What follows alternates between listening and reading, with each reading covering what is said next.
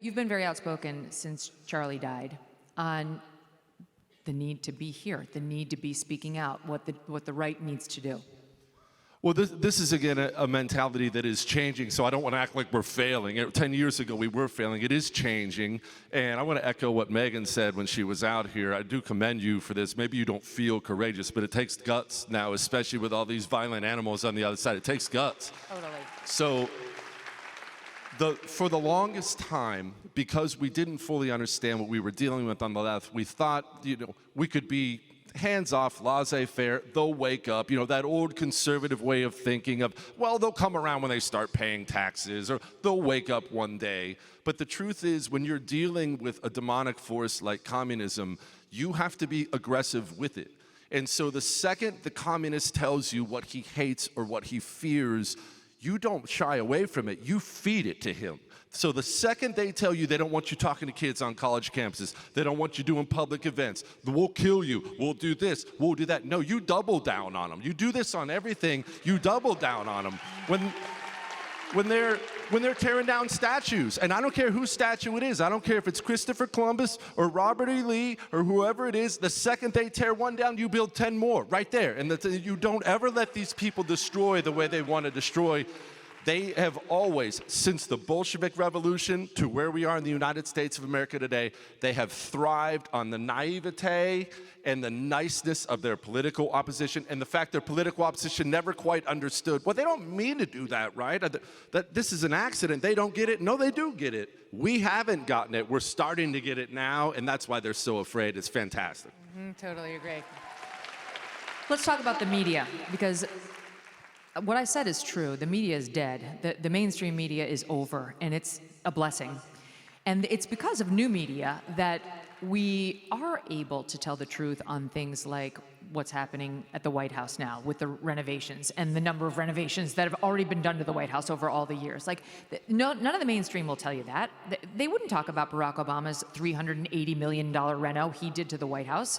Way more than what Trump is doing. They wouldn't tell you what Truman did, completely revamping or Taft the entire White House. They wouldn't talk about the pool that FDR put in.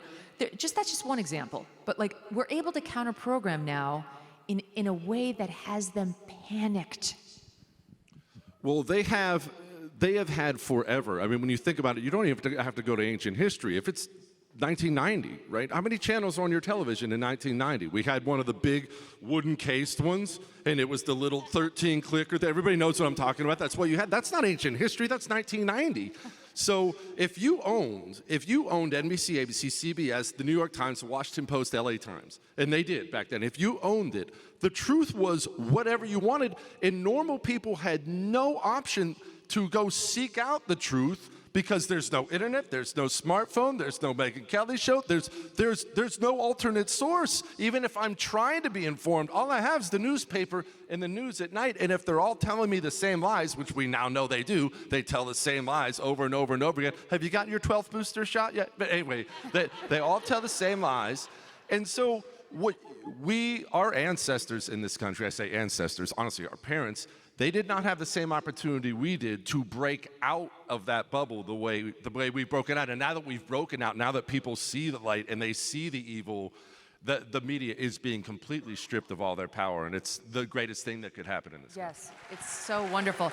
You can see, I think it's part of the leftist panic, though. Like, my own calculation is one of the reasons we're seeing more violence on the left is they're extremely angry that their universal control over all the institutions, media among them, is really quickly slipping away, and they can feel it. And this is a brand new front. Like, they've never had to deal with this before. Yeah, it's part of the reason I took so much joy in the No Kings protests, actually, if I can get to this in kind of a roundabout way. Even though we all know that you are king of all media. So, I mean, think about where we were. It feels like 15 minutes ago, but it just last year, 2 years ago, I don't know about you, I felt completely culturally surrounded. It was like it happened all of a sudden. We woke up one day and, wait, they're taking Aunt Jemima off the pancakes, and there are more lesbians in the kids' movies than the WNBA game. Like, I don't know. We woke up and said, how did that happen, right? And so we felt completely surrounded. Our institutions all felt against us. But like all evil, tyrannical, sick religions, like communism is, it's a religion, it's not a political ideology, they couldn't control themselves with power, so they got it, and everywhere they had it, they would abuse it and abuse you and abuse you and abuse you and abuse you. And just like that, it's disappearing on them right now. And so now, all you have is some lame protest with a bunch of grannies doing these stupid pre-rehearsed dance routines, and Big Chungus out there making fun of Charlie Kirk, and now you're just screwed. Big Chungus, I love it. I can't get enough of it. So how do we sustain what Trump has taught us, right? Trump showed the Republicans how to fight. That will be his lasting legacy. Trump, unfortunately, only gets another 3 years and change. And then he's going to have to pass the baton. And there are real questions, even though we love the bench, about whether what he's taught us can be sustained post-Trump. Well, this is actually something I talked about on my radio show yesterday, this exact subject of because Trump has been the leading figure on the right for 10 years, and as of the year 2025, he's the seminal figure on the planet for the 21st century. That's not even debatable. No one else is close. When you think about Trump being gone in 3 years, it can be a little, what are we going to do? What are we going to do? But I just want to make sure everyone understands Trump is not the end. Trump was the beginning. Trump was the beginning and deserves a lot of credit for that. And that is in no way an insult. It's all the credit in the world. You know, the one who lays the foundation of the family business is always going to be revered, and he deserves to be, honored for that forever. But if he's the end, then we're finished anyway. But he won't be. There will be another, and then there will be another, and then there will be another. And when I say another, I'm really talking about everybody. I don't want to sound like one of these dirty hippies, but it really does take all of us. It's your school board. It's your local community. It's about so much more than the White House. It's honestly your HOA. You have dirt balls in your local community, even here in Red, Texas. I have them in mine, and we need to get these people out of office. Yes. Okay. So that's the problem. Is that while we've been asleep and they've been passing laws to make it easy for teachers to trans children without involving the parents and so on, we've been asleep.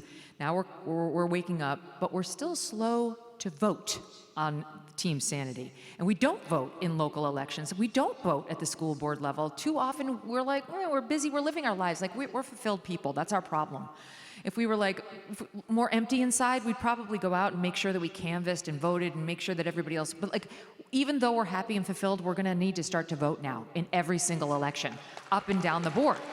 So how do we get Republicans to do that? Because in general, it's more the left who's been activated, and they'll make sure that they have their bus with Jane Fonda on it, getting all the people to every vote there is.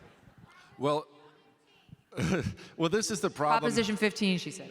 This is the problem because it's going to create an extra burden on, honestly, the people in this room, because your friends they share your values. You go to church with them. You meet them at T-ball games, but they don't even know there's a local election coming. They don't know. They're living their lives.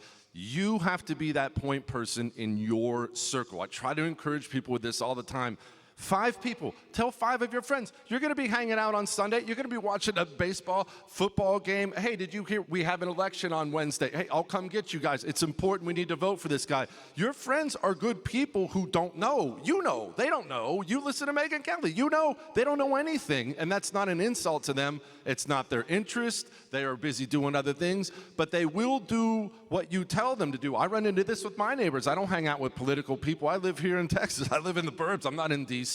And all my friends are this way. They share my values. They agree with me. But when there's an election coming, they have no friggin' idea. So I have to say, hey, we're going to the polls on Tuesday. We got to go out. We have to be that activist class, because as a whole, we will never be as committed to tearing down the country as they are, or to preserving the country as they are to tearing it down. But we don't have to be, because the numbers are actually on our side if we can just get out there. But it's uniquely hard for people in red states to do that, because when we look out the window, it's right here in Sugar Land, when you look out the window, the animals aren't burning things down. And you think, women aren't getting thrown in front of subway cars here and things like that. And so you think to yourself, okay, well, it's not that bad. I can skip vote. It's just a Saturday anyway. I'm not feeling that great. No, the communist is coming for places like this, and they're already here. Oh, and Texas has been in danger of turning bluer and bluer, thanks to places like Austin and Dallas. So yeah, you got to get out. And let me just say something. The fact that you are all here suggests that you are more politically attuned than the average citizen and more into news than the average citizen, which means you probably will have to lead the way on getting people to vote because your neighbors are living their lives and they're definitely not thinking about local elections. So you have to, you be the change. But you do, you have to be. Here's another thing I want to ask you about. There's a debate happening right now on the right about how much time do we give these leftists and the media and even some Republicans who are demanding that we comment on every scandal, like the young Republicans text chain, right? You know what I'm talking about? These young Republicans who got caught in a text chain in which there were some racist comments, there were some unfortunate comments, and the left ran with this on every media outlet. Like, they love to make this the news story because it bumped the Jay Jones, Virginia Attorney General candidate story off the front page. It was like, see, we told you all along, Republicans are all racists, aha. And then good people on the right kind of felt the need to say, like, tisk, tisk, I condemn it, because, like, if I'm going to condemn the Jay Jones stuff, I got to condemn this. How do you see it? Yeah, so let's say I'm FDR in his World War II, and Douglas MacArthur comes to me and he says, hey, I just got word that some Marines are committing some atrocities in the Philippines. They're torturing people. I need you to look into that. Or I want to report this to you. Now that's an action item for me because Douglas MacArthur's on my side.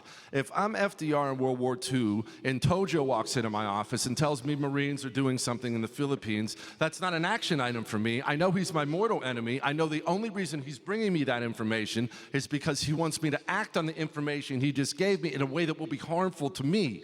And so we have to be smart enough on the right not to jump on every landmine the left throws out there, because as you just pointed out, anybody with an IQ above a gerbil knows exactly why a disgusting rag like Politico would print it. They printed it because they wanted us to stop talking about that sick freak in Virginia who's talking about killing kids. They wanted us to talk about anything else. They wanted us to change the news cycle, and we can't just be people who chase a headline, chase the spotlight, chase the newest, freshest story.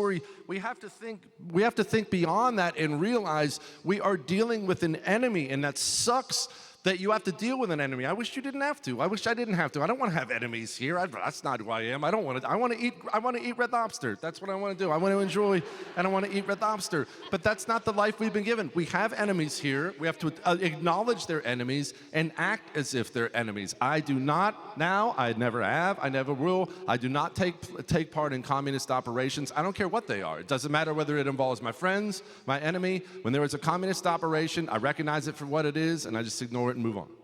So wise. And here's a tip. I think people on the right are decent, and they want to express their decency, and so they feel like an obligation. I'm a decent person. I'm against these texts. I would never text like this, so I feel like it doesn't matter how many times you prove your decency to these people.